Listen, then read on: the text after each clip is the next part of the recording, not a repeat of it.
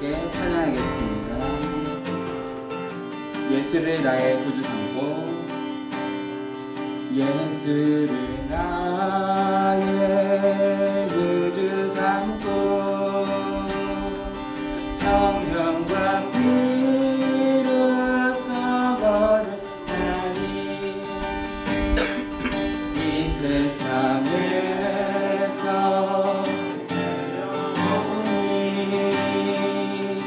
하늘의 영광 누리는 오늘 예수를 나의 구주 삼고 예수를 나의 구주 삼고 성령과 피로써 거듭나니 이 세상에서 내 영혼이 하늘의 영광 누리도다. 이것이 나의 간증이요 이것이 나의 간증이요 이것이 나의 찬송일세 나 사는 동안 끊임없이 구주를 찬송하리로다. 온전히 주께 맡긴 내 영 사랑의 음성을 듣는 중에 전사들 왕래 하는 것과 하늘의 영광 우리로 이것이 나의 간증이요 이것이 나의 간증이요 이것이 나의 찬송일세 나 사는 동안 끊임없이 구주를 찬송하니 주 안의 기쁨 누리므로 주 안의 기쁨 누리므로 마음의 풍랑이 잔잔하니 세상과 나는 간 곳 없고 구속한 주만 주 안의 기쁨 누림으로 주 안의 기쁨 누림으로 마음의 풍랑이 잔잔하니 마음의 풍랑이 잔잔하니 세상과 나는 간 곳 없고 구속한 주만 이것이 나의 간증이요 이것이 나의 간증이요 이것이 나의 찬송일세 나 사는 동안 끊임없이 구주를 이것이 나의 간증이요 이것이 나의 간증이요 이것이 나의 찬송일세 나 사는 동안 끊임없이 구주를 찬송하니 이것이 나의 간증이요 이것이 나의 간증이요 이것이 나의 찬송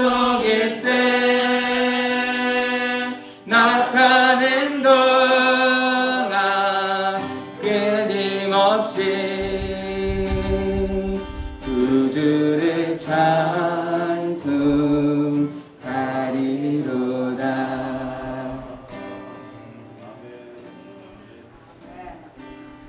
너 예수께 조용히 나가 내 뭐든지 내려놓고 주 십자가 사랑은 주 십자가 사랑은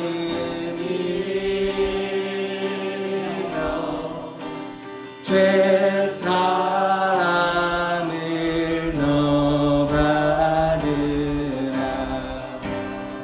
주 예수께 조용히 나가 주 예수께 조용히 나가 내 마음을 쏟아놓으라.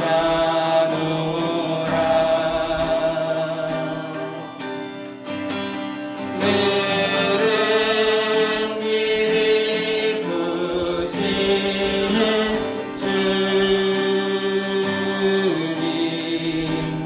그 은혜를 베푸시니 주 예수의 은혜를 읽어 주 예수의 은혜를 읽어 내 슬픔이 없어지니 내 이웃을 늘 사랑하여 내 이웃을 늘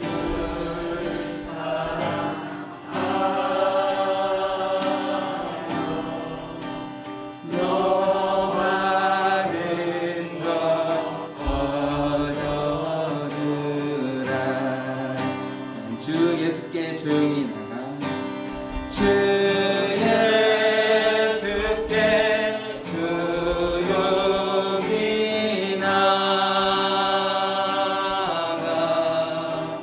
내 마음을 쏟아놓으라.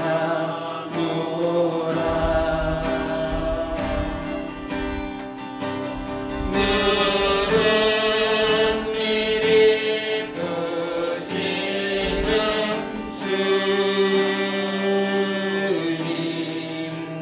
그 은혜를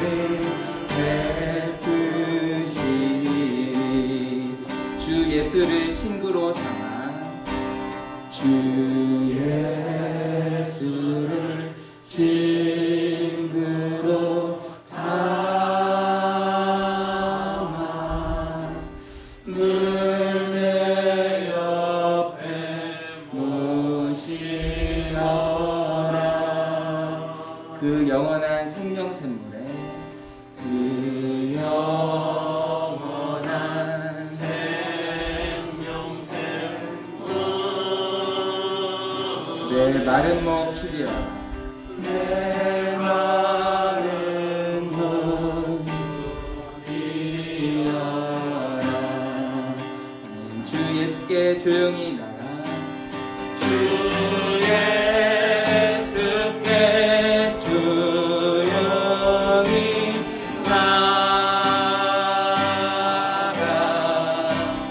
내 마음을 쏟아놓으라.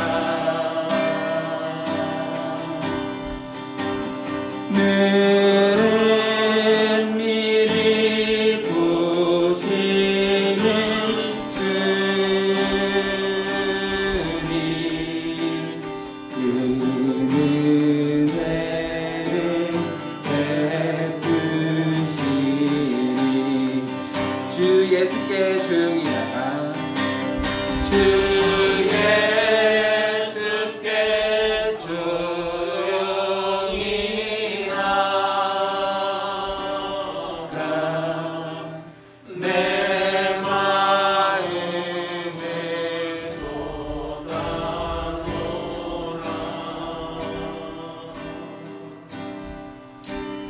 늘은 미리 보시는 주님 그 은혜를 베푸시니 주 예수께 조용히 나가 주 예수께 조용히 나가 내 마음을 쏟아놓으라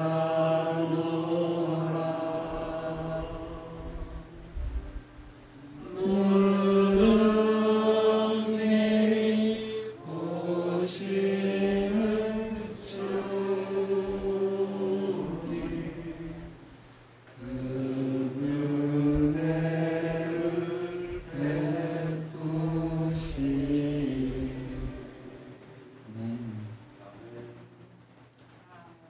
예수를 나의 구주 삼고 계신 우리 늙은교회 성도님들 주님 안에서 평안을 누리기를 소망합니다. 이 시간 예수님 앞에 조용히 나아가면서 우리의 모든 짐을 내려놓고 우리의 걱정 근심 내려놓고 예배의 자리로 함께 나아가도록 하겠습니다. 함께 기도하겠습니다.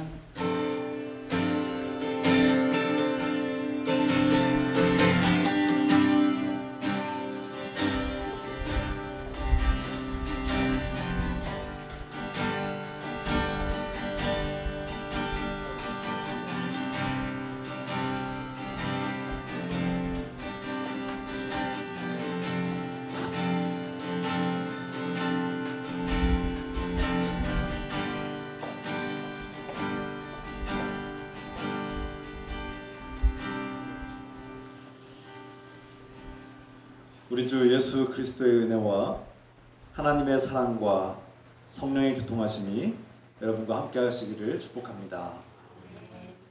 다 같이 사도신경으로 우리 신앙을 고백하겠습니다. 전능하사 천지를 만드신 하나님 아버지를 내가 믿사오며 그 외아들 우리 주 예수 그리스도를 믿사오니 이는 성령으로 잉태하사 동정녀 마리아에게 나시고 본디오 빌라도에게 고난을 받으사 십자가에 못 박혀 죽으시고 장사한 지 사흘 만에 죽은 자 가운데서 다시 살아나시며 하늘에 오르사 전능하신 하나님 우편에 앉아 계시다가 저희로서 산자와 죽은 자를 심판하러 오시리라. 성령을 믿사오며 거룩한 공예와 성도가 설교한 것과 죄를 사하여 주신 것과 몸이 다시 사는 것과 영원히 사는 것을 믿사옵나이다. 아멘. 시간 하나님께 찬송 드립니다. 찬송 부르시면서 준비하신 예물 하나님께 드리겠습니다. 337장입니다.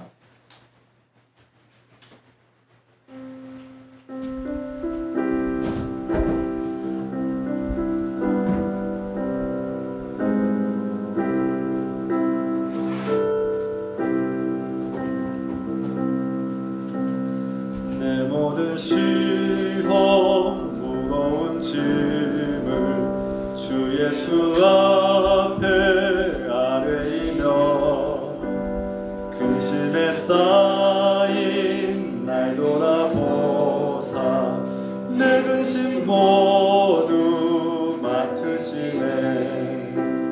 무거운 짐을 나 홀로 지고 견디다 못해 쓰러질 때 불쌍히 여겨 구원해 주리. 은혜의 주님 오직 예수. 내 모든 괴로움 닥치는 환난 주 예수 앞에 아뢰이며 주께서 친히 날 구해 주사 누구신 사랑 베푸시네.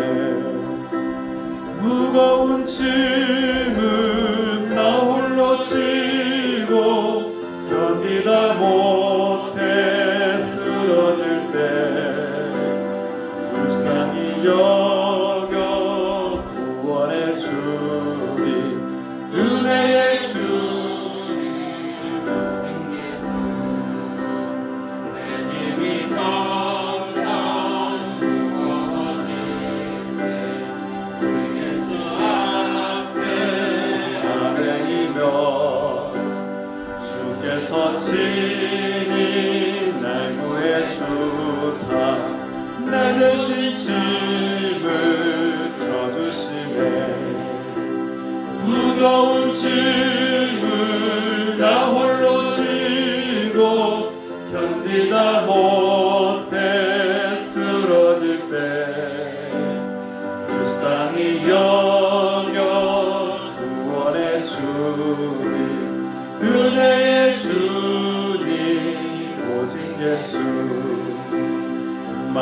어둠의 시험 무서운 죄를 주 예수 앞에 아뢰이며 예수는 나의 능력이 되사 세상을 이길 힘 주시네. 무거운 짐은 나 홀로 지고 견디다 못해 쓰러질 때 불쌍히 여겨 구원해 주리. 은혜의 주님 오직 예수.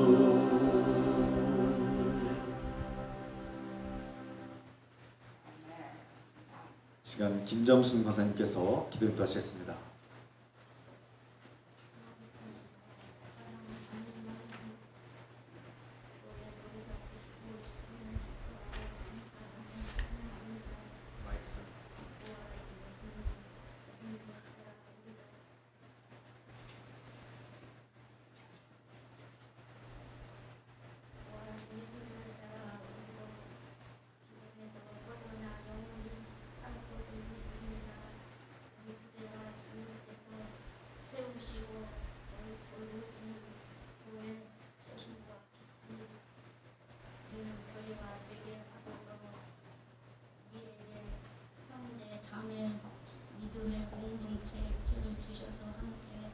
예배드리고 서로 돕고 섬기게 하시니 감사드립니다.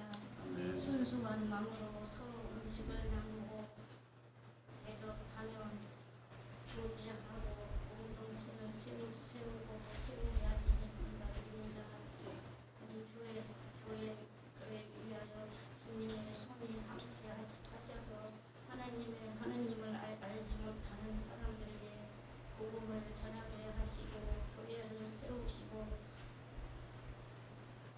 세우게 하소서. 하나님을 믿는 사람들에게 회개하고 돌아올 때 교회 공동체가 그들을 괴롭게 하지 않도록 도와주소서. 새 가족들이 우리에게 우리 교회 초대되어 올 때 기대와 소망과 기쁨이 솟아오르며 아름답게 듬직하도록 도와주소서.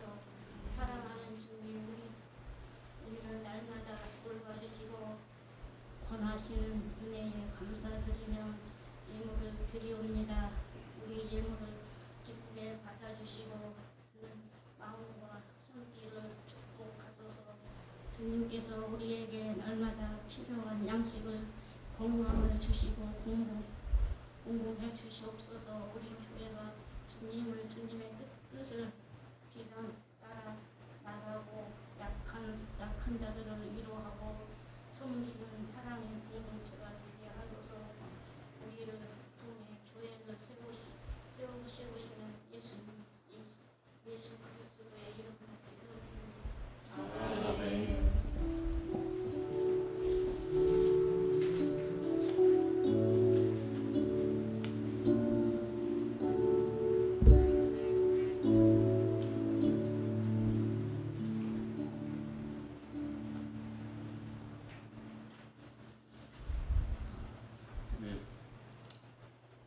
옆사람과 서로 주변 들어오면서 함께 기도합시다. 주 이름으로 환영하고 축복합니다.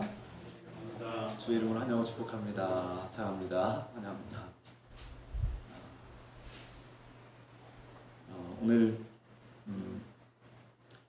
김전수 권사님께서 오랜만에 오셨죠. 또 권사님 치유와 회복을 위해서 끝까지 항상 기도해 주시기 부탁드리겠습니다.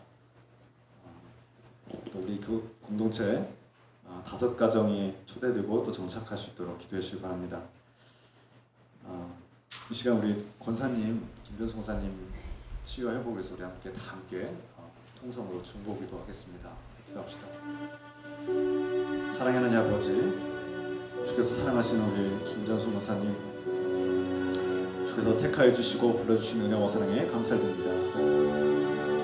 사랑하는 아버지께서 권사님의 그 아픈 것과 고통을 아시오니 자비와 긍휼을 베풀어 주셔서 우리가 주님께 의지하며 목사님의 생명과 건강과 회복을 위해서 기도합니다. 주의 능력으로 치유하시고 고쳐주셔서 주의 자비와 베풀어주시고 주님, 우리 김전수 목사님 어떤 고통과 괴로움 속에서도 주님을 의지하고 사랑하며 주님과 복되고 온전한 사랑의 관계를 맺고 날마다 승리하며 믿음으로 승리하고 하나님 나라의 소망을 가지고 감사와 기쁨으로 이겨내게 도와주셔서 이 고통과 괴로움과 두려움에서 벗어나서 주님께서 주시는 자유와 희망을 발견하게 하시고 감사와 기쁨이 샘솟게 하시옵소서. 주님께 의지하며 예수 그리스도의 이름으로 간절히 기도드립니다. 아멘.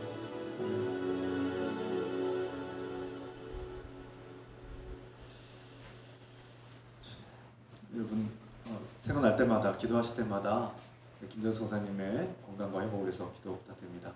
또 교회분들이 이렇게 연로하시고 그래서 여러 가지로 아픈 질병들이 다 있으신데 또 그래도 우선순위가 있습니다. 김전수 목사님 지금 기도가 여러분들 기도 중보기도가 필요한 시점임을 기억하시기 부탁드리겠습니다. 이 시간 하나님께서 우리에게 주시는 말씀 사도행전 15장 12절에서 21절 말씀 다 같이 자리에서 일어나셔서 하나님의 말씀 함께 읽겠습니다. 한 절씩 교독합니다.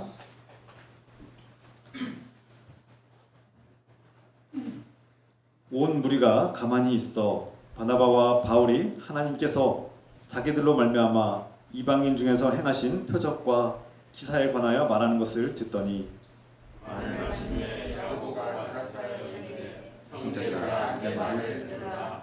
하나님이 처음으로 이방인 중에서 자기 이름을 위할 백성을 취하시려고 그들을 돌보신 것을 시몬이 말하였으니 이후에 내가 돌아와서 다윗의 무너진 장막을 다시 지으며 또 그 허물어진 것을 다시 지어 일으키리니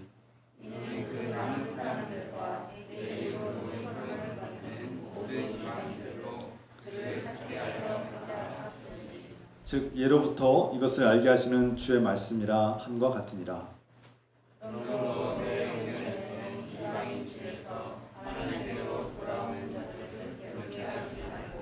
다만 우상의 더러운 것과 음행과 목매어 죽은 것과 피를 멀리하라고 편지한 것이 옳으니 이는 예로부터 각 성에서 모세를 전하는 자가 있어 안식일마다 회당에서 그 글을 읽음이라 하더라. 아멘. 찬양해 주시기 바랍니다. 오늘 말씀의 제목 괴롭히지 맙시다 이 제목으로 하나님 말씀을 나누고자 합니다. 여러분 살다 보면은 의견이 다르고 생각이 달라서 견해가 충돌하고 이런 마찰과 갈등이 생길 수도 있습니다. 사람이 살다 보면 어디 가나 이런 일들이 생기죠. 그때 이것을 어떻게 해결하느냐가 중요합니다. 여러분들은 어떻게 해결합니까? 가장 최악의 방법은 무력으로 해결하는 것인데요. 바로 전쟁이죠. 주먹과 무력, 전쟁으로 해결하려고 하는 것은 가장 비참한 결과를 초래하게 됩니다. 반면 대부분의 문명을 가진 사회나 국가, 문화를 가진 사람들은 법과 제도 그리고 문명 어떤 대화와 회의, 협상을 통해서 그렇게 타협하고 평화를 이끌어가곤 하죠. 네, 어서 오세요. 교회 공동체는 어떻게 다릅니까? 우리 교회 공동체는 세상과 어떤 차이가 있습니까? 물론 비슷한 면이 더 많습니다. 오늘 처음 오신 분 환영합니다. 네, 축복합니다. 네, 용기를 내셔서 이렇게 또 발걸음해 주신 새가족 감사하고 축복합니다. 교회 공동체에 서로 의견이 달라서 때로는 어떤 신앙적인 견해가 달라서 충돌하기도 하고 때로는 갈등이 일어날 때 이것을 어떻게 해결하느냐. 오늘 성경의 말씀에서 사도행전의 오늘 본문 안디옥 교회가 이것을 어떻게 해결해 나가는지를 보면서 우리가 배울 점이 많습니다. 먼저 특히 교회 안에서 중요한 것은 이 비신자들, 새가족들이 기존의 신자와 충돌할 때 이것을 어떻게 해결해 나가느냐. 서로의 신앙적인 견해와 주장이 다를 때 이 마찰과 갈등에서 교회가 어떻게 하나님께로 나갈 것인가, 이것을 우리가 고민해야 된다는 것이죠. 새가족들은 아직 교회 문화와 규율과 교회 분위기를 모르는 상태에서 이렇게 참석할 때 낯섭니다. 불안하기도 하고요, 두렵기도 하고, 이 낯선 문화에 와서 내가 알지 못하는 어떤 영적 세계를 접할 때 혼돈스럽기도 하고, 또 앞으로 나누겠지만 이해하지 못할, 납득하기 어려운 그런 교회 문화도 있다는 것이죠. 이때 우리는 어떻게 해결해야 되느냐, 그 모습을 어디서 우리가 어떻게 발견해야 되냐, 바로 안디옥 교회가 이방인들이 모여서 함께 공동체를 이루고 예배드리는 이 안디옥 교회를 보면서 그 문제를 어떻게 해결해 나가는지 우리가 볼 필요가 있다는 것이죠. 안디옥 교회는 유대인 그리스도인들과 또 비유대인 그리스도인들이 함께 모여서 이룬 교회, 그래서 소위 말하는 이방인들이 그리스 로마 문화를 가진 사람들이 교회에 들어와서 함께 예배를 드립니다. 이때 유대 문화와 전통과 규율을 주장하고 유대 율법을 지켜야 된다라고 강력하게 주장하는 이 바리새파 출신 유대인들, 그리스도인들이 이 이방 출신의 이 비유대인들에게 율법을 강요하기 시작하면서 문제가 생긴 거예요. 바리새파 출신 이 그리스도인들이 하나님의 복음을 받아들이고 이제 하나님을 믿겠다고 돌아온 이 이방인들에게 할례를 받아야 된다, 그래야 구원받는다, 구원받으려면 율법을 지켜야 된다, 이렇게 강요하기 시작한 거예요. 여기서 문제가 생겼다는 겁니다. 이때 바나바와 바울은 교회 지도자로서 이들을 중재하고 설득하고, 우리는 예수 그리스도의 그 십자가의 보혈의 은혜로, 예수 그리스도의 그 은혜로 우리가 구원을 받는 것이지, 우리가 그 은혜를 믿고 예수 그리스도의 은혜로 구원을 받는 것이지, 우리가 율법을 지켜서 우리의 행위와 노력으로 구원을 받는 것이 아니다라고 분명히 가르쳤을 것입니다. 이게 복음의 핵심 아닙니까? 우리가 물론 하나님의 말씀과 율법, 규율과 율례, 이런 아름다운 선한 규칙들을 지키는 것은 중요한데요, 그러나 우리가 그것을 완벽하게 다 지킬 수도 없다, 그리고 지킬 수도 없을 뿐만 아니라 그것을 지키려고 하고 또 지켰을지라도 하나님과 온전한 관계, 하나님께서 그 죄를 용서하시는 은혜의 선포가 없이는, 그 은혜가 없이는 우리는 구원받을 수 없다는 것을, 그것을 깨우쳐 주는 것이 복음 아닙니까? 이 하나님의 은혜와 사랑을 우리에게 직접 보여주고 또 그 죄의 문제를 해결하기 위해서 이 땅에 육신으로 오신 분이 바로 예수 그리스도이시고, 하나님의 아들 예수님이 우리의 모든 죄의 문제를 해결하시고 십자가에서 죽으셨다가 다시 하나님의 능력으로 죽음을 이기시고 부활하셔서 다시 살아나신 주님께서 세우신 공동체가 바로 교회 아닙니까? 교회. 그래서 교회는 부활하신 예수님과 함께 시작되었고, 이 부활하신 예수님을 만나고 경험한 사람들이 함께 모이고, 또 그뿐이니까 아직 부활하신 예수님을 믿지 못하고 경험하지 못한 사람들을 초대하고 그들이 와서 그 부활의 증언을 듣고 부활하신 예수님을 함께 경험함으로써 우리가 도마와 같이 내가 도무지 부활의 주님을 믿을 수 없다, 어떻게 사람이 죽었다 살아날 수 있느냐, 믿을 수 없다라고 단호하게 부정하고 거부했던 그 도마와 같은 사람들을 초대하고, 물론 신뢰의 관계를 통해서, 충분한 신뢰의 관계 속에서 우리가 부활하신 예수님을 만났다, 내가 예수님을 만났고 어떻게 만났는지를 증언하고 그 부활하신 예수님을 고백할 때 놀라운 일이 펼쳐지는 거 아닙니까? 바로 부활하신 예수님이 그 증언의 가운데, 그 의심하는 도마 앞에 나타났고 그 믿지 못하겠다고 했던 도마에게 자신의 몸을 만지게 하심으로써 부활하신 예수님을 경험하고 아 죽은 자가 하나님의 능력으로 살았구나.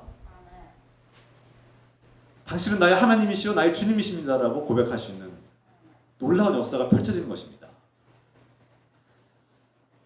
지금 당장은 아니지만 오늘 처음 오신 분들, 이제 처음으로 교회에 발걸음하신 분들,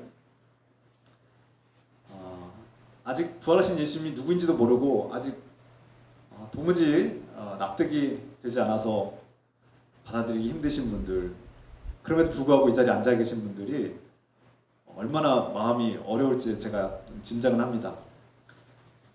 근데 시간이 필요합니다. 우리가 죽음을 이기시고 다시 살아나신 예수님을 우리가 증언하고 고백할 때 여러분들도 그 다시 살아나신 예수님을 경험하기를 소망합니다. 인내심을 가지고 시간을 가지고 꾸준히 천천히 주님을 알아가시길 부탁드립니다. 이를 위해서는 적어도 일주일에 한 번은 예배 가운데 참석하고 혼자서 어쩔 수 없이 혼자서 예배 드릴 수도 있겠지만 어쩔 수 없는 상황이라면 온라인으로도 예배 드릴 수 있지만 가능하면 이렇게 부활의 주님을 만나고 경험한 사람들, 그 고백과 증언을 함께 증언하고 고백하는 사람들과 함께 모여서 예배드리고 하나님 말씀을 듣는 일이 매우 중요합니다. 그래서 성경은 믿음은 들을 때 생기는 것이다. 말씀을 들어야 생기는 것이고 말씀을 들을 때 믿음이 자라난다. 이렇게 말씀하고 있습니다. 자, 본론으로 돌아가서 바나바와 바울이 그 안디옥교회의 그 갈등과 분쟁을 이제 중재하고 해결하려고 했는데 불행하게도 해결되지 못했어요. 이 두 사람이 선교하면서 이방 땅에 하나님을 알지 못하는 저 비유대인들에게도 하나님의 손이, 주님의 손이 나타났고 놀라운 기적과 표적이 나타났고 그들을 구원하시고 고넬료와 같은 사람들을 구원하시는 놀라운 역사를 성령이 임하는 것을 그들이 보았고 경험했기 때문에 이 사도들이 하나님께서 이방인들을 구원하기를 원하신다고 분명히 증거가 있을 것입니다. 그런데 이 고집스러운 율법주의를 추구하는 바리새파 출신들 그리스도인들이 끝까지 이방인들에게 율법을 지켜야 된다고 강요하는 거예요. 물러서지 않는 겁니다.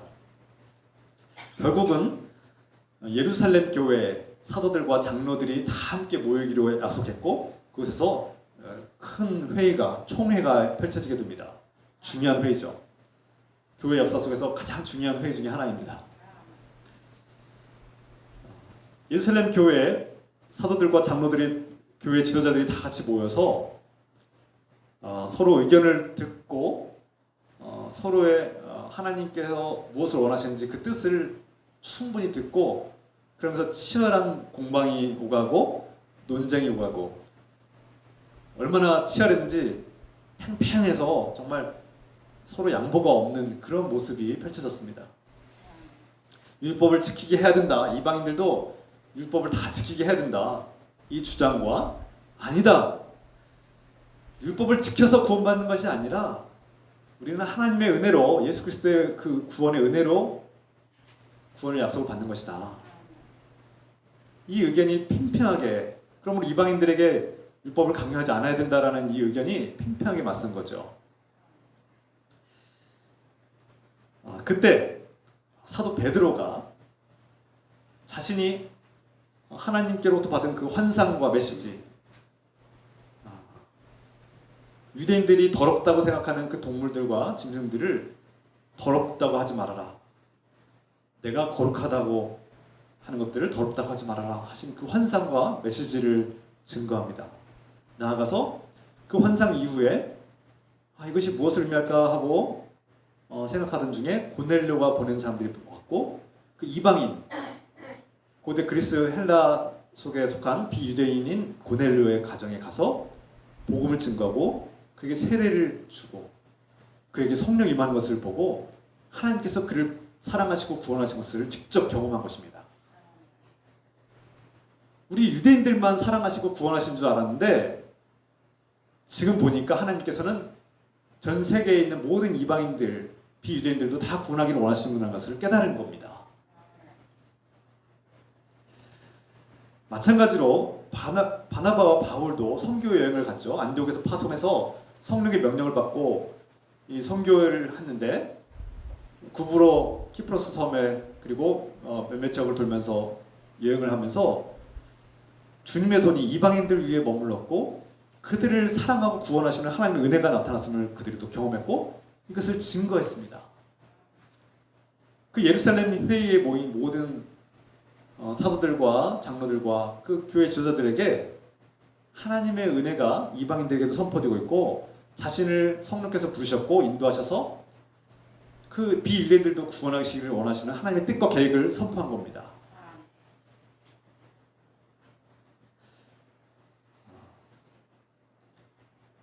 앞에서 말씀드린 것처럼 이 예루살렘 회의는 정말 치열했고 팽팽했고 한치의 물러섬도 없는 그런 회의와 같은 그런 긴장된 분위기였는데 놀랍게도 사도 베드로가 증거하고 증언한 말씀을 듣고 또 이후에 바나바와 바울이 증거한 그 증언의 말씀을 들은 이 회중의 모든 지도자들이 어떻게 반응했습니까?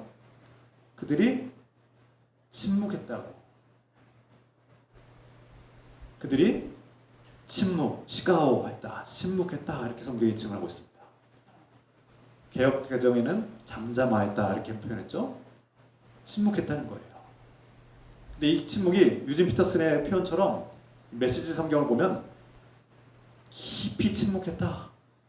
이 표현이 저는 굉장히 와닿습니다. 이 표현이 굉장히 의미가 있는 표현입니다. 그냥 조용했다 이렇게 끝난 것이 아니라 이 조용함이 깊었는데 한동안 오랫동안 깊은 침묵이 이루어졌다는 겁니다. 왜 그렇습니까? 내가 틀렸구나. 내가 생각한 하나님의 뜻이야. 내가 내 주장이 하나님의 뜻이라고 믿었는데 내가 틀렸구나. 내가 틀렸구나. 그보다 더 중요한 것은 이 단순히 말을 멈추고 논쟁이 끝난 것 정도가 아니라 깊은 침묵이 한동안 흐르는 것은 왜 그렇습니까? 하나님의 진리를 들었을 때 우리는 침묵할 수밖에 없다는 겁니다. 내 생각과 내 경험과 내가 평생 살아오면서 내가 생각한 경험과 주장들을 펼칠 때는 시끄러워요. 논쟁해요. 주장해요. 싸워요. 상대방을 제압하고 싶어요. 끝까지 관철시키고 싶어요. 내 의견을. 그런데 하나님께서 말씀하신 것을 깨달을 때 우리는 침묵할 수밖에 없어요. 내가 틀렸구나. 평생 내가 옳다고 생각하고 살았는데 내가 틀렸구나. 이것을 깨달을 때 우리는 침묵하게 되는 거예요.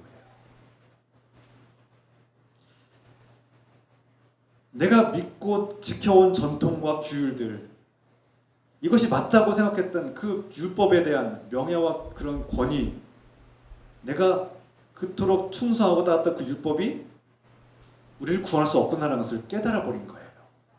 하나님의 진리를 들었을 때, 복음의 참 본질을 깨달았을 때, 우리의 이성으로는 도무지 용납할 수 없는, 우리의 감정으로는 용납할 수 없는 놀라운 일이 고넬료 가정에서 펼쳐졌을 때, 이방인들의 가정에서 성령이 임하고 그들 구원하는 하나님의 손이 나타나는 것을 듣고 경험했을 때 깨지는 거예요. 부서지는 거예요. 그 침묵하는 거죠. 우리가 기도할 때 하나님께 소리내서 간절히 부르짖고 기도할 때도 있어야 됩니다. 그런데 동시에 부르짖는 것 못지않게 아니 더 많이 깊은 침묵을 통해서 하나님의 음성을 듣고 하나님의 뜻대로 내가 나아가겠습니다 하는 이런 침묵의 시간이 필요합니다. 깊은 침묵. 주님, 저에게 이것이 필요하다고요. 주님 이걸 주시라고요. 달라고요 하고 계속 주장했는데 그래서 시끄럽게 소리내어서 기도했는데 아니다. 난 주지 않을 거야. 왜냐하면 너에겐 받을 자격이 없거나 아니면 때가 되지 않았거나 너에게 이것이 독이 되거나 해롭기 때문에 내가 주지 않을 거야. 그럼 우리는 침묵해야 합니다. 이전에는 주님의 음성이 무엇인지 몰라서 주님께서 무엇을 기뻐하시는지 그 뜻이 무엇인지 몰라서 계속 소리내어서 외치고 부르짖었는데 내가 주님의 뜻대로 구하지 못했다는 것을 깨달을 때는 침묵하게 되죠. 그래서 우리가 때로는 소리내어서 말할 때도 있고 또 크게 토론할 때도 있고 때로는 그렇게 서로의 의견을 주고받을 때도 필요하지만 주님의 뜻을 발견할 때는 침묵하고 또 침묵할 때 온전히 주의 음성을 들을 수 있습니다. 이러한 영성이 우리에게 필요하지 않을까요? 앞에서 말씀드린 것처럼 이 예루살렘 교회에서 이루어진 이 총회가 치열한 논쟁으로 오고 갔는데 이 깊은 침묵, 이 시가호 깊은 침묵이 흐른 후에 드디어 이 마무리할 때가 되었다고 생각한 이 총회장 사도 야고보가 그 결정적인 선언을 하죠. 앞에서 말한 시몬 베드로의 말이 맞다. 그가 한 말은 성경의 말씀, 하나님의 말씀과 일치하다. 예언자들의 선포와 일치하다. 이렇게 선포합니다. 아모스서 9장 11절 12절 말씀을 인용합니다. 하나님께서 이 불순종하는 이스라엘 백성들을 심판하실 것이다. 그런데 그들을 완전히 멸망시키는 것이 아니라 때가 되면 이 깨지고 부서진 이스라엘을 다시금 회복시키실 것이다. 나아가서 이스라엘 백성뿐만 아니라 모든 족속들, 하나님께서 창조한 모든 족속들을 하나님의 그 구원의 사역에 동참하게 할 것이다. 이런 메시지를 선포한 거예요. 그 아모스의 예언의 말씀처럼 시몬 베드로가 한 말은 일치하다. 하나님의 뜻과 일치하다. 사도 야고보의 기준이 무엇입니까? 하나님 말씀이에요. 하나님의 말씀, 성경 말씀이 당신의 의견과 일치하다. 당신의 의견이 하나님의 말씀과 일치하니 우리가 받아들입시다. 이렇게 된 거예요. 우리가 혼돈이 있고 도무지 하나님의 뜻이 무엇인지 모를 때는 하나님 말씀을 들어야 합니다. 하나님은 뭐라고 하시지? 수천 년 전부터 이스라엘 백성을 통해서 그리고 오늘날 우리의 이리까지 말씀하시는 하나님의 그 음성, 계시된 그 말씀들과 사건들을 통해서 하나님은 우리에게 뭐라고 말씀하시는가? 그 말씀들을 통해서 오늘날에도 그 말씀은 살아있고 우리에게도 적용된다는 사실을 깨달을 때 그 말씀을 통해서 하나님의 뜻을 우리가 알 수 있다는 거예요. 그래서 우리가 말씀을 가까이 하는 이유가 그 목적이 있는 것이죠. 말씀을 가까이 하는 목적과 이유가 내 생각과 하나님의 말씀이 일치하는가? 이것을 보기 위해서 내가 하나님 말씀에 따라서 내 삶이 일치하게 살고 있는가? 이것을 볼 필요가 있다는 거예요. 그래서 우리 그리스도인 기독교인들은 성경 말씀을 가까이 하고 읽기를 힘쓰죠. 때로는 완전히 다 이해가 되지 않더라도 이 말씀을 통해서 우리가 하나님의 뜻을 분별할 줄 알고 옳고 그름을 판단할 수 있습니다. 또 하나님의 뜻을 분별하기 위해서 이 교회에 존중받는 지도자들 사도 베드로와 또 야고보와 요한과 바나바와 바울과 같은 이 인물들을 통해서 하나님의 뜻이 무엇인가를 또 증언하고 고백하는 그 말씀을 통해서 우리가 하나님의 뜻이 무엇인가를 알게 되죠. 그런데 가장 중요한 것은 무엇입니까? 오늘 성경의 안독교회 사건에서 우리에게 주는 가장 중요한 교훈과 말씀은 바로 사람들과의 다른 의견과 충돌이 일어나서 갈등할 때 우리 교회 공동체의 가장 큰 특징 중에 하나는 하나님의 뜻에 순종하는 것입니다. 이것이 교회의 가장 중요한 원리이고 또 목적이고 특징이 되어야 합니다. 단순히 사도 야고보가 총회장의 권위를 가져서 그가 선포했기 때문에 따르라 하고 이렇게 따른다고 이렇게 강제로 따르게 하는 것이 아닙니다. 아무리 강력한 권위를 가진 사람도 그것이 하나님의 뜻에 부합하지 않으면 따를 수 없지요. 우리가 하나님의 뜻을 통해서, 하나님 말씀을 통해서 알게 된 하나님의 뜻을 깨달을 때 우리는 진심으로 충성하고 그 하나님을 따를 수 있는, 그 명령을 따를 수 있는 동기와 목적과 의미가 부여되게 되죠. 그래서 사도 야고보는 다음과 같이 최종선언을 선포했습니다. 19절 말씀이죠. 그러므로 내 의견에는 이방인 중에서 하나님께로 돌아오는 자들을 괴롭게 하지 말아야 합니다. 이런 뜻이죠. 이 파레노클레오, 괴롭게 하다라는 단어, 파레노클레오, 괴롭게 하다는 의미는 불필요한 짐을 지우지 말아야 된다는 뜻으로 이해할 수 있습니다. 메시지 성경을 제가 읽겠습니다. 우리는 주님께로 돌아오는 비유대인들에게 불필요한 짐을 지우지 말아야겠습니다. 이렇게 번역을 했어요. 파레노클레오, 하나님을 모르던 사람들이 하나님께로 돌아올 때, 그래서 교회 공동체에 들어올 때 그들을 괴롭게 하지 말아라, 괴롭히지 말아라, 불필요하게 무거운 짐을 지게 하지 말아라, 이런 뜻입니다. 여기서 불필요하다는 단어는 여러 가지 의미를 함축하죠. 괴롭히다는 단어, 새 가족들이, 새 신자들이, 이전에 하나님을 모르던 사람들이 교회에 들어왔을 때, 여기서 비신자, 하나님을 모르는 사람들이라는 뜻은 최근에 5년 동안 꾸준히 교회를 출석하지 않은 사람들, 어렸을 때 잠깐 다니거나 띄엄띄엄 교회 다니는 사람들은 다 비신자로 분류한다고 볼 수 있습니다. 그렇게 기준을 합시다. 그랬을 때 구도자들, 하나님의 뜻을 알고자 좀 관심을 가진 사람들, 또 내가 하나님을 믿어보겠다고 교회로 들어온 사람들, 그 동기가 무엇이든지 간에 하나님을 찾고 아직은 내가 혼돈 속에서 불분명하지만 하나님을 한번 믿어보겠다고 이 공동체에 들어온 사람들에게 괴로움을 주지 않고 불필요한 짐을 지우지 않도록 우리가 최선을 다해야 된다는 것입니다. 이것이 오늘 예루살렘 교회에서 일어난 이 총회, 중요한 회의의 결과이죠.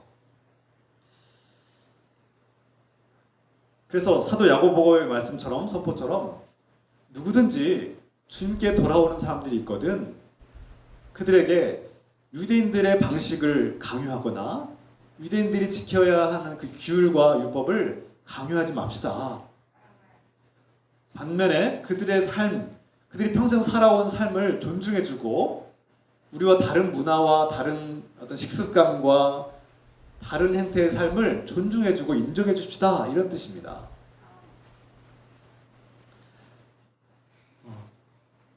그래서 비유대인들, 비신자들, 아직 하나님을 모르는 사람들을 그들의 삶의 방식을 존중하고 이해하고 넓게 포용하되, 다만 복음이 무엇인가, 복음의 본질이 무엇인가는 알려줘야 되지 않겠습니까? 세 가지가 있는데요. 세 가지는 우리가 유념하자. 첫 번째, 이제 하나님께로 돌아오는 사람들은, 하나님 믿겠다고 돌아온 사람들은 우상 숭배하던 일을 끊어야 된다. 버려야 된다.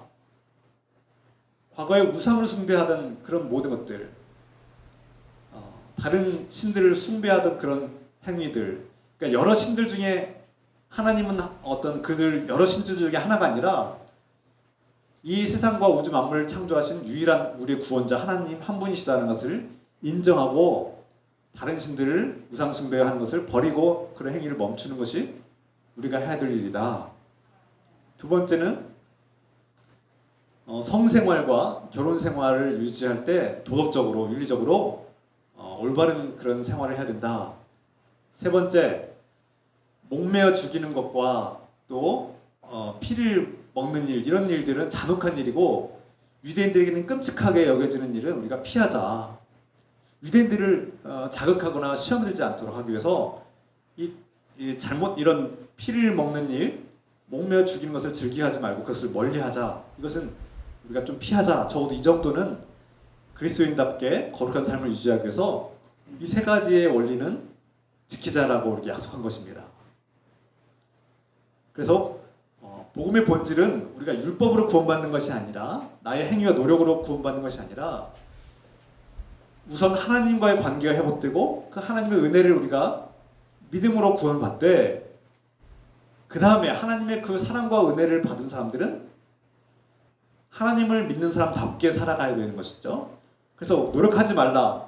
우리가 노력하지 않아도 된다가 아니라 우선순위는 하나님과의 관계를 회복하고 그 믿음의 관계가 회복된 사람들은 성생활과 결혼생활에서 하나님께서 기뻐하시는 관계를 맺고 또 우상숭배를 끊어버리고 또 다른 사람들이 혐오감을 느끼고 잔혹하다고 느껴지는 일들을 멈출 수 있는 그런 삶을 살아야 된다는 것이죠. 적어도 이 정도는 그리스도인이 보여야지 그리스도인의 삶이 된다는 것이죠. 이것이 모세가 가르쳐준 지혜라고 말합니다. 그래서 오늘 말씀을 통해서 우리 교회 공동체는 중요한 결정을 할 때마다 우리가 때로는 토론을 하고 의견을 주고받고 회의를 하되 가장 중요한 것은 무엇입니까? 교회의 가장 중요한 목적과 원리는 바로 기도하고 하나님의 뜻이 무엇인가를 알기 위해서 말씀을 읽고 우리가 선택하는 그 길이 하나님의 말씀과 일치하는가 이것을 분별할 줄 알고 성령께서 이것을 올바르게 해석할 수 있도록 인도할 수 있도록 기도하고 그리고 그 속에서 충분한 정말 침묵의 시간을 가진 후에 이것이 하나님의 뜻입니다라고 선포할 때 모든 교회가 한마음 한뜻으로 그 결정을 순종하고 따를 때 아름답고 건강한 교회가 세워진다는 것입니다. 할렐루야. 이것이 안디옥 교회의 아름다운 모습 아닙니까? 우리가 본받아야 될 하나님의 교회의 모습입니다. 어떤 힘 있는 사람들이 그냥 강력하게 주장하고 그래서 교회에서 힘을 부려서 내 주장과 의견을 관철해야 되겠다 하고 끌고 가는 그런 교회가 아니라 기도하고 성령의 도우심을 구하고 정말 우리의 결정에 하나님의 말씀이 일치하는가를 늘 묵상하고 연구함으로써 하나님의 뜻이 선포되었을 때 하나님의 음성을 들었을 때 침묵하고 그 말씀을 받아들일 수 있는 내가 틀렸구나라는 것을 받아들이고 인정할 수 있는 마음과 겸허한 마음과 또 한마음 한뜻으로 순종할 때 진정한 하나님의 교회가 세워지는 것이죠. 우리가 이 안디옥 교회를 본받읍시다. 우리 교회가 새가족들 믿지 않는 사람들이 주님께로 돌아올 때 어떠한 자세와 태도, 어떠한 마음가짐으로 대하고 있을까요? 과연 준비가 되어 있습니까? 여러분, 새가족들을 초대할 마음도 있고 또 초대가 됐을 때 그들의 삶을 존중해주고 기존의 삶을 강요해서 바꾸지 않고 있는 모습 그대로 받아줄 수 있는 준비가 되어 있습니까? 여러분 준비가 안 되어 있으면 천하보다 귀한 생명들을 보내주시겠어요? 날마다 부흥을 외친다고 되겠습니까? 우리 다 성장하고 싶잖아요. 너무 열악한 상황 속에서 이대로 쇠락하는 것이 아니라 어느 정도의 성장과 성숙과 교회가 살아 움직이길 원하지 않습니까? 그런데 준비가 안 되어 있으면서 준비는 할 생각도 없고 마음은 준비도 안 되어 있으면서 날마다 성장 외치고 부흥 외치면 목적도 없는 성장 무엇이 의미가 있겠어요?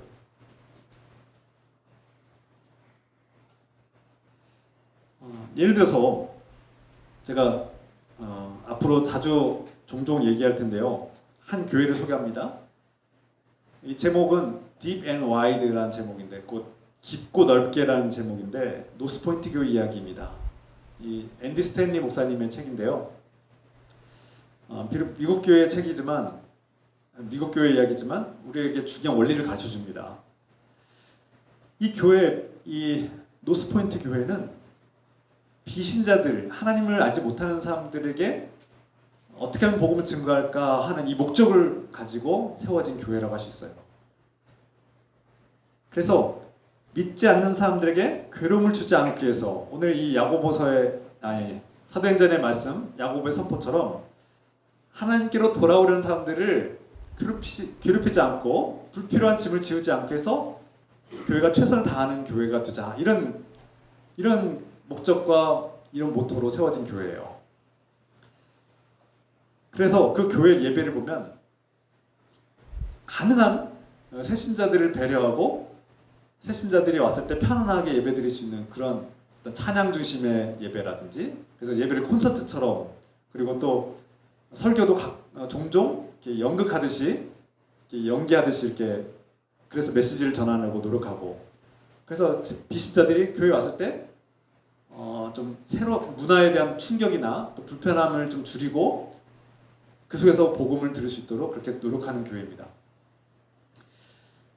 바로 우리 교회가 안디옥 교회처럼 또 이 노스포인트 교회처럼 하나님을 알지 못하던 비신자들이 주님께로 돌아올 때 그들에게 불필요한 짐을 지우지 말고 우리의 삶의 방식과 우리의 교회 규율과 전통을 강요하지 말고 가능한 최선을 다해서 새신자들, 하나님을 모르는 비신자들이 교회에 들어올 수 있도록 그들이 불편함을 줄이고 불필요한 짐을 줄이고 괴롭히지 않도록, 괴로움을 주지 않도록 우리가 최선을 다하고 지혜롭게 배려하는 교회가 되어야 하지 않겠습니까?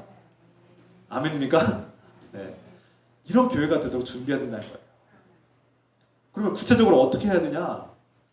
예를 들어서 제가 전도를 하다 보면, 비신자들 만나서 전도하다 보면 어떤 비신자분들이 이렇게 얘기하는 걸 들었어요. 교회에 가면 교회에 가면 어떤 한 분이 이런 얘기를 하더라고요. 어렸을 때, 젊었을 때 교회를 좀 다니긴 했는데 내가 어떤 사정이 있어서 교회 일요일에 출석을 못할 수 있었고 다른 일을 하려고 했는데 이 전도하신 분이 매주마다 집 앞에 와서 막 문을 두드린다는 거예요.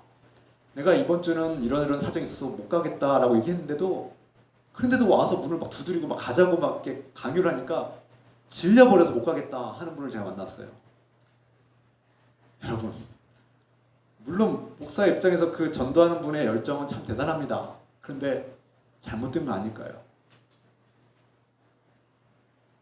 너무 강요해서 억지로 하는 것은 이런 역효과를 일으킬 수밖에 없지 않겠습니까? 그분이 교회를 안 다녀요. 그래서 나는 교회 가는 게 두렵다고 하더라고요. 우리가 그분의 삶의 방식을 존중하지 않을 때, 나의 열정을 강요할 때 이런 문제가, 어리석은 일이 생기지 않겠습니까? 또 어떤 한 분이 교회에 올 때 이 비신자의 이 생활 방식을 우리가 존중해야 될 필요가 있는데, 이분이 교회 올 때 헌금을 내야 될까봐 두렵다는 거예요. 교회 가면 헌금을 낸다는데 나는 헌금을 내는 게 두렵습니다 하는 분을 만났어요. 종종 만납니다. 여러분, 그런 분들에게 자꾸 교회에서 막 11조 얘기를 하고, 교회 오신 분들을 새신자, 얼마 되지 않은 새신자들에게 막 주일 헌금을 이렇게 쓰라고 그러고 막 그런 걸 강요하면 거부감과 두려움을 느끼게 됩니다. 아직 하나님이 누구인지도 모르겠고 내가 하나님 저들을 믿지도 못하겠고 부활의 주님을 만난 적도 없는데 벌써 또 헌금을 내라고 하면 거부감이 생기는 거죠. 당연히. 여러분, 조심해야 합니다. 물론 그분이 선한 의도에서 그렇게 권면했겠지만 이것은 우리의 생활 방식과 우리의 규율과 우리의 전통과 관행을 강요하는 거 아닙니까? 불필요한 짐을 지우는 거 아닙니까?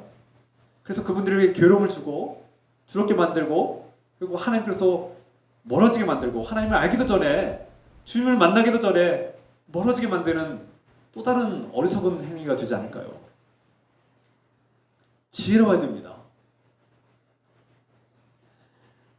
우리가 또 어떤 분은 자기가 교회 가고 싶은 마음이 있긴 한데, 교회가 선한 곳이고 내 가족들도 교회 다니고 나도 하나님 믿어보면 좋을 것 같은데 또 두렵다는 거예요. 왜냐하면 자기가 술 담배를 평생 동안 어렸을 때부터 정날부터 수십 년 동안 술 담배를 너무 좋아하는데 교회 가면 이걸 싫어한다는 거예요. 그래서 이걸 끊어야 될 것 같아서 막 자기 교회 다니는 와이프가 부인이 자기를 너무나 이 술 담배를 끊으라고 강요하니까 두렵다는 거예요. 내가 삶의 어떤 즐거운 취미이자 유일한 기호인데 이걸 끊어야 될 것 같고 이것을 강요할 것 같은 두려움 때문에 교회에 못 나가겠다고 이렇게 얘기하는 분 들었어요. 여러분, 저는 자주 얘기해 드립니다. 이것은 복음의 핵심과 본질과는 상관없는 것들이에요. 근데 교회가 언제부턴가 한국 교회는 이런 술 담배를 하는 것들을 죄악시 여기고 마치 그런 술 담배를 좋아하는 분들은 교회에 오면 안 되는 것처럼 그렇게 분위기를 만들어간 게 아닌가 돌아보게 됩니다. 지금도 마치 술 담배를 하면 큰 죄를 짓는 것처럼 막 끊으라고 강요하시는 분들이 있는데 어떻게 전도할 수 있겠어요? 앞에서 말씀드린 것처럼 기독교의 본질도 아닌 복음의 본질도 아닌 것을 가지고 비본질적인 불필요한 짐을 지우는 거 아닙니까? 그래서 새가족들이 주님을 만나기도 전에 주님을 알기도 전에 시험에 들어서 두려움과 불안에 걱정과 근심 때문에 이 주님의 예배에 참석하기도 두려워하고 꺼려하고 멀리하는 거 아니겠습니까? 여러분, 그것은 매우 어리석은 행위 아닙니까? 예수 그리스도를 알고 하나님을 만나면 성령 충만해지면 자연스럽게 그것들이 해결되는 문제들인데 왜 이렇게 조급하고 유대인들처럼 할례와 율법을 강요하듯이 우리의 삶의 방식을 자꾸 강요하고 기독교의 전통과 그런 관행을 복음의 본질도 아닌 것들을 가지고 강요하고 괴롭힘으로써 불필요한 짐을 지음으로써 교회 처음 나오신 분들이 괴롭고 막 혼돈스럽고 막 마음이 무거워지게 만드는 것들은 어리석은 거예요. 성경 말씀과 일치하지 않는 거예요. 하나님 뜻과 일치하지 않는 거예요. 하나님은 율법도 알지 못하고 율법 지키지도 않는 그 할례 받지도 않은 비유대인들, 이방인들을 구원하시는 것이 하나님 뜻 아닙니까? 교회 밖에 있는 사람들도 사랑하세요. 우리 하나님은, 우리 주님은 교회 밖에 있는 사람들도 똑같이 사랑하시고 그들을 구원하기를 원하시고 사람이 만든 관행과 규율과 그 중요하신, 여러분들이 그렇게 중요하게 생각하는 그 기준들을 틀렸다고 말씀하시는 거 아닙니까? 내려놓아야죠. 아, 내가 틀렸구나. 내가 오랫동안 믿어왔던, 그것이 옳다고 주장했고 강력하게 외쳐왔던 내가 틀렸구나. 아, 목사님 말 내가 반박하고 싶었는데 주님께서 틀렸다고 말씀하는 거 아닙니까? 사도 야고보의 말이 아니라 주님의 말씀이기 때문에 우리가 침묵하는 거 아닙니까? 내가 틀렸구나. 주님의 뜻은 내 뜻과 다르구나. 나는 그게 굉장히 중요하다고 생각했는데 주님은 그게 중요한 게 아니야. 그 영혼을 보라고. 그 영혼이 뭐 때문에 괴로워하고 뭐 때문에 교회에 들어오기 힘들어하고 두려워한지를, 그 영혼을 보라고, 마음을 보라고 우리에게 말씀하는 거 아닙니까? 근데 우리는 자꾸 그 내가 중요하다고 생각하는 걸 주장하는 거 아닙니까? 그러니까 토론하고 회의하고 막 경쟁하고 막 논쟁하고 싸우는 거 아닙니까? 내려놓으세요. 내려놓으셔야 합니다. 그래야 이 안디옥 교회에 비신자들이 들어온 것처럼 할례 받지 않은 자들이, 율법을 모르는 자들이 교회에 들어와서 함께 예배드릴 수 있는 겁니다. 불필요한 짐을 내려놓게 해야 됩니다. 왜 불필요한 짐을 자꾸 지우려 가세요? 복음의 본질도 아닌데 우리가 하나님의 은혜로 구원받지 언제 술 담배로, 언제 헌금으로, 언제 주일 예배 빠지면 큰일 나는 것처럼 왜 그런 것들로 자꾸 불필요한 짐을 지워서 정말 천금 같고 만금 같고 무엇보다 바꿀 수 없는 그 세 가족들을 자꾸 떨어뜨립니까? 왜 정착하지 못하게 방해합니까? 그렇게 해서 교회가 어떻게 안디옥 교회를 본받을 수 있겠어요? 안디옥 교회는 전혀 상관없는 교회가 되죠. 그런 교회가 어떻게 새 가족들이 들어올 수 있겠어요? 동의하십니까? 여러분, 틀린 거 틀린 거예요. 목사가 무슨 저런 말씀을 전하나. 이상한 목사여도 괜찮아요. 저는 하나님 말씀에 일치한다고 생각합니다. 하나님 말씀에 일치해요. 제가 거짓말하는 거 아니에요. 달콤한 말로 속이는 거 아니에요. 보수적인 분들이 저를 비방할 수 있어요. 그러나 저는 하나님의 말씀에 일치한다고 봅니다. 베드로가 그랬고 바나바가 그랬고 바울이 그랬어요. 손가락질 당해도 당당하게 선포했어요. 하나님 뜻입니까? 여러분 분별합시다. 기도하세요. 기도하시고 정말 한정치 목사가 하는 말씀이 하나님 말씀인지 기도해보세요. 성령께서 어떻게 말씀하시는지 들어보세요. 그리고 성경 말씀 읽으세요. 복음의 본질이 무엇인지 읽어보세요. 그래서 일치하면 받아들이시고 틀리면 틀리다고 말씀하세요. 그래서 우리 교회가 노스포인트 교회처럼 기존의 수십 년 동안 해온 방식과 전통과 교회의 분위기를 강요하고 주장하고 이것을 놓으면 안 됩니다라고 주장할 것이 아니라 수십 년 수백 년 동안 해왔을지라도 하나님 뜻이 아니면 그만두는 거예요. 그만두는 거예요. 아, 우리가 틀렸구나. 우리가 수백 년 동안 해온 그 관행과 관습이 틀렸구나. 하나님은 그 관행과 관습과 우리의 규율이 중요하지 않다고 말하면 내려놓는 거예요. 그리고 과감하게 변화를 일으키는 거예요. 교회 밖에 있는 사람들을 존중하는 거예요. 그들의 평생 동안 살아온 삶을 어떻게 하루아침 바꿉니까? 존중해 주는 거예요. 본질이 아니면 존중해 주는 거예요. 당신이 그렇게 수십 년 동안 살아온 삶을 바꾸라고 강요하지 말아야 됩니다. 존중해 주고 인내해 주고 그냥 받아들이면 됩니다. 인정해 주면 되는 거예요. 그래야 우리가 서로 상생하고 공존할 수 있는 겁니다. 이게 예루살렘 교회에서 이뤄진 총회의 핵심이고 우리에게 준 메시지입니다. 여러분 혹시라도 우리 늙은 교회가 오랫동안 해온 전통이기 때문에 수십 년 동안 해온 방식이기 때문에 새로 오신 한정치 목사님도 따라야 됩니다라고 강요하지 않는지, 아니 우리가 수십 년 동안 내가 평생 동안 그렇게 해온 관습과 습관이고 신앙적인 방식이니까 세가족들한테 당신도 그렇게 해야 된다고 강요하고 있지 않은지, 그것이 얼마나 위험한 일인지 우리가 돌아가 봅시다. 예수님께서도 너희가 한 사람을 전도하려고 산을 넘고 강을 건고 바다를 건너서 한 사람을 전도하면서 결국 전도해가지고 데려오면 어떻게 합니까? 시험에 들게 해서 괴롭힘과 무거운 짐을 지게 해서 그들을 지옥의 자식이 되게 한다. 그렇게 말씀하는 거 아닙니까? 무서운 말씀이죠. 무서운 말씀입니다. 앞에서 말씀드린 것처럼 노스포인트 교회처럼 우리가 똑같이 하자는 건 아닙니다만 관행과 관습과 규율과 교회의 전통을 너무 중시한 나머지 생각들에게 괴로움을 주거나 부담을 주거나 그들의 마음을 괴롭히지 않는가 돌아봐야 된다는 뜻입니다.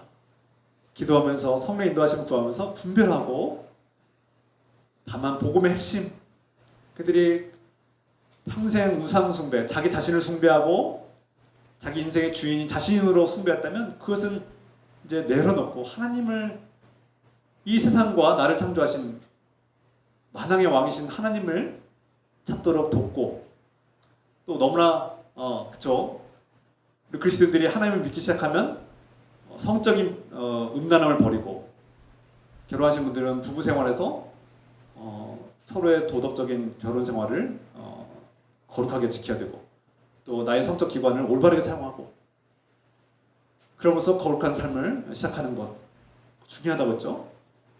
그리고 잔혹한 일, 몸매어 죽이는 일, 피를 마시는 일은 세상 사람들은 다 하지만 이것은 잔혹하고 무서운, 하나님 싫어하시는 일이라는 것을 깨닫고 멈출 수 있는 그런 것들은 우리가 적어도 가르쳐 줄 수 있는 그런 그리스도인이 되자. 그래서 오늘 말씀 마칩니다. 오늘 이 예루살렘 회의를 본받아서, 안디옥 교회를 본받아서 우리 교회가 혹시라도 내가 옳다고 고집 부리고 있는 것은 없는가? 내 주장이 관철되지 않았다고 화를 내고 있지 않는가? 교회 얼마 온 지 안 된 사람들, 특히 새가족들, 또 비신자들, 교회 밖에 있는 사람들에게 불필요한 짐을 지우려고 그들을 괴롭히고 있지 않은가? 나의 잘못된 주장으로 내가 하나님께서 우리에게 주신 정말 천하보다 귀한 영혼들을 방해하고 가로막고 시험 들게 하고 있지 않은가? 깊이 반성하고 돌아봅시다. 그래서 하나님 말씀 들을 때 상처받고 막 분노하지 마시고 오히려 깊은 침묵을 통해서 내가 잘못됐구나, 내가 복음의 핵심과 본질을 놓치고 내 의견과 내가 옳다는 생각에 고집을 부리면서 살았구나 하면서 깨닫고 회개하고, 그래서 하나님께서 주신 그 말씀과 일치하는 그 주님의 선포를 받아들이고 변화를 받아들이고 새가족들을 존중해주고 그들의 삶에 수십 년 동안 살아온 그들의 삶을 존중해주고 인정해주고, 그래서 예배도 그 새가족들을 배려하는 예배,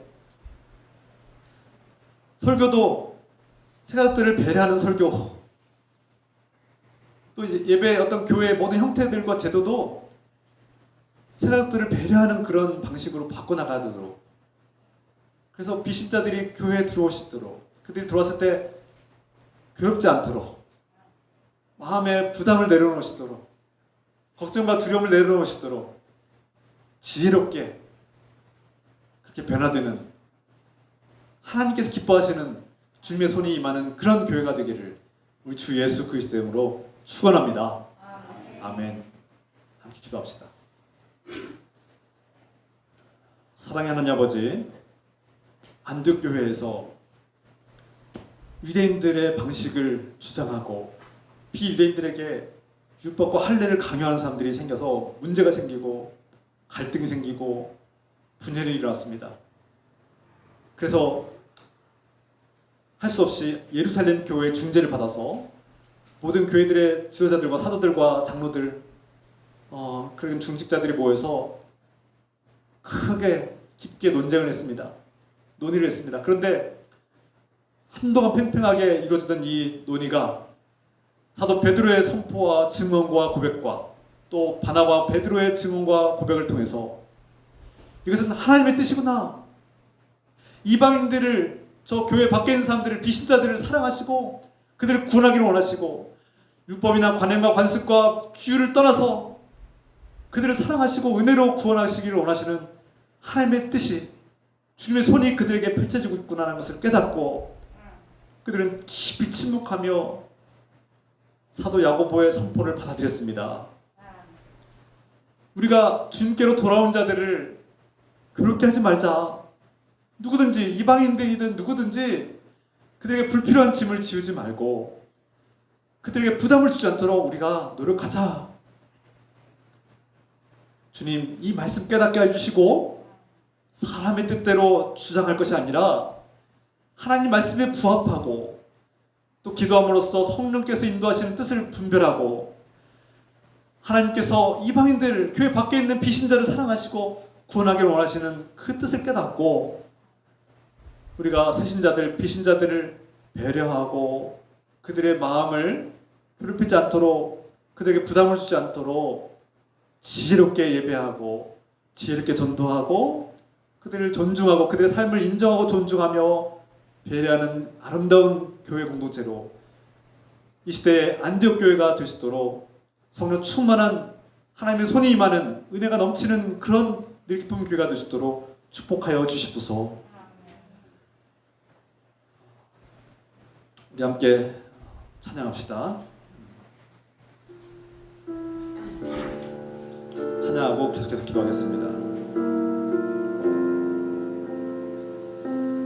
진정한 예배가 숨쉬는 교회, 주님이 주인 되시는 교회, 믿음의 기도가 쌓이는 교회, 최고의 찬양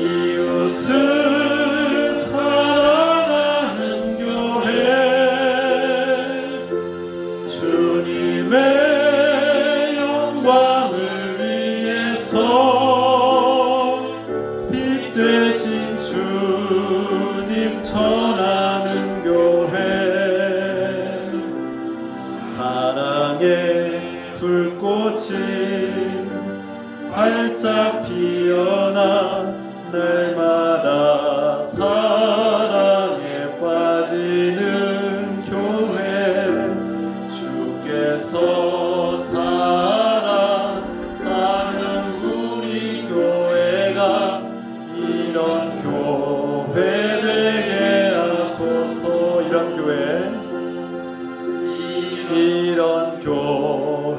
되게 하소서. 이런 교회 되게 하소서. 우리 함께 기도합시다. 우리가 안디옥교회를 본받읍시다.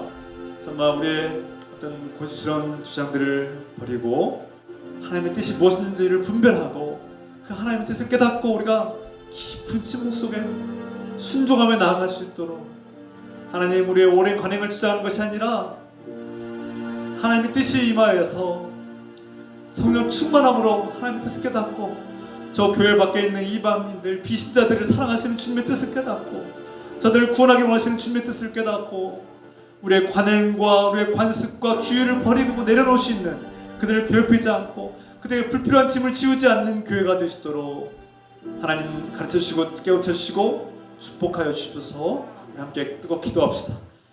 주여 하나님 아버지, 오늘 안디옥교회를 통해서 배웁니다. 예루살렘 교회 그 총회를 통해서 이 교훈을 깨닫습니다.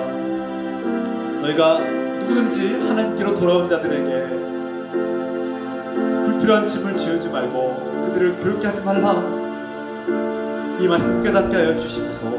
주님, 우리가 부지중에 알게 모르게 새신자들이 부담스러워하고 두려워하고 새신자들이, 새가족들이, 비신자들이 정말 걱정하고 두려워하고 불편해하는 것들을 모르는 채 우리의 관행과 우리의 관습과 우리의 방식대로 강요하고 또 그들이 살아온 수십 년간의 삶을 존중해주지 않고 인정해주지 않고 우리의 방식을 강요하고 그래서 교회가 분열되고 또 새가족들이 부담되고 괴로워하고 무거운 짐을 지게 하지 않았는가 돌아봅니다.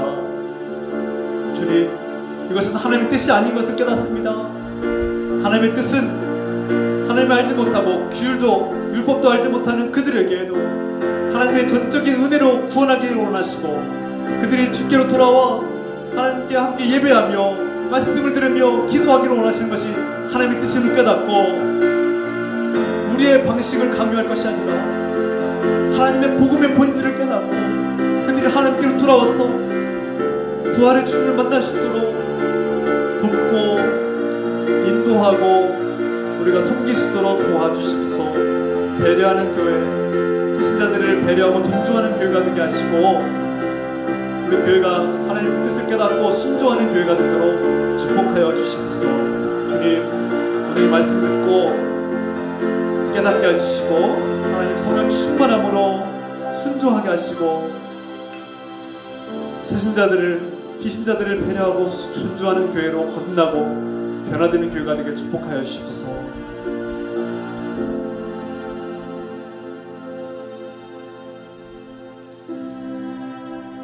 이제는 교회 안에나 교회 밖에 있는 모든 사람들을 사랑하시고 구원하기를 원하시는 우리 주 예수 그리스도의 크신 은혜와 우리 있는 모습 그대로 받아들여 주시는 하나님 아버지의 끝없는 사랑하심과 우리에게 말씀하시고 비신자들을 괴롭히지 말라고 그들에게 불필요한 무거운 짐을 지우지 말라고 하시는 성님의 음성을 듣고 새신자들을 존중하고 아끼겠다고 결단하는 주님의 거룩한 백성들 위해 주님의 거룩한 자녀들과 가정과 직장 위에 지금부터 영원토록 함께 해주시기를 간절히 축원하옵나이다. 아멘.